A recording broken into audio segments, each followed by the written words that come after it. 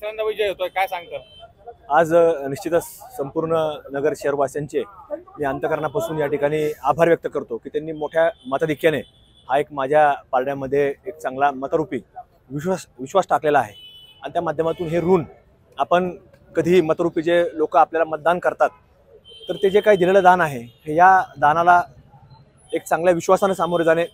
त्याला चांगल्या प्रकारचे विकासात्मक कामे सर्वांना बरोबर घेणे आणि या निमित्तानं मी खरं तर प्रामुख्यानं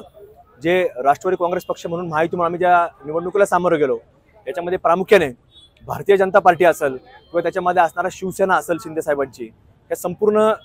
प्रमुख पदाधिकारी असतील, नगरसेवक असतील, त्यांचे पक्ष संघटनेसोबत प्रमुख मान्यवर असतील, या सर्वांचीच मोलाची साथ या निवडणुकीमध्ये मिळाली आहे आणि म्हणून या सगळ्यांच्या साथीमुळं हा एक चांगल्या प्रकारचा भरघोस मताचा विजय हा एक माझा नसून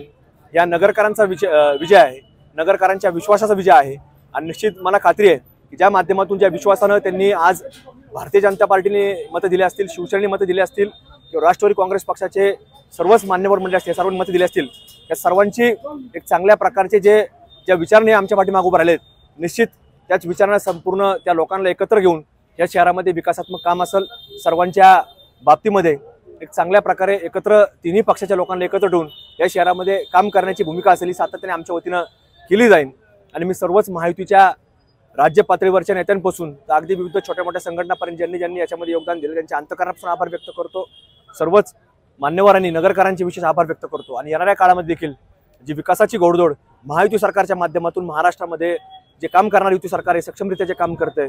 तर त्या सरकारच्या माध्यमातून पुढच्या काळामध्ये देखील अशीच कामं या शहरामध्ये आणि शहराच्या आजूबाजूच्या परिसरामध्ये केली जातील अशी एक खात्री या निमित्ताने व्यक्त करतो आणि काही दिवसामध्ये उद्या परवा दिवशी आम्ही या बाबतीमध्ये देखील